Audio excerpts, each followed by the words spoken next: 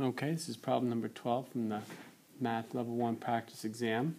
The following equation has roots 2 plus I and negative 3. So roots are, those are, another way to think about it is that's when a function crosses the x-axis, but of course you have this imaginary root. Now, one of the rules is if you have a complex root, so a plus bi, then you would also have a minus bi as a root. So the complex conjugate must also be a root.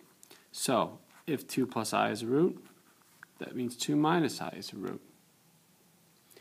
All right, so we're going to use that to help us out here. We also know that negative 3 is a root. Now, converting roots to comparable factors, well, every single choice here has a leading coefficient of 1, meaning you have x cubed and x squared, but it's not 4x squared or 3x cubed or anything like that. So we can pretty much assume, or make sense to go forward with this in mind. So you can kind of write each root, 2 plus I, and then its corresponding factor, 2 minus I, and then its corresponding factor, negative 3, and its corresponding factor. All of these are set equal to 0, so most likely it's going to be of this form. This is, of course, just x plus 3. Yeah.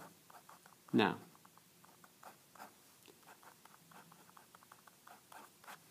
so we could expand, which is kind of like foiling, except for multiple binomials or multiple terms. But I think it might make sense, just in terms of being efficiency, if we look at what happens if we multiply all of those together. Meaning the last term, if we look at just the last term, maybe we can eliminate some of the choices. So multiplying negative, so last term here, of polynomial, that will be a negative of 2 plus I times a negative of 2 minus I times 3. So negative times a negative, that's positive, so it's basically 2 plus I times 2 minus I times 3. 2 plus I times 2 minus I, you can FOIL that all out. It's also the difference of perfect squares factored, so that's 2 squared minus I squared. Now, 2 squared is 4, I squared is negative 1, so 4 minus negative 1 times 3, which is 5 plus 5 times 3, 15. It's also positive 15. There's only one choice that has positive 15, and it is choice A.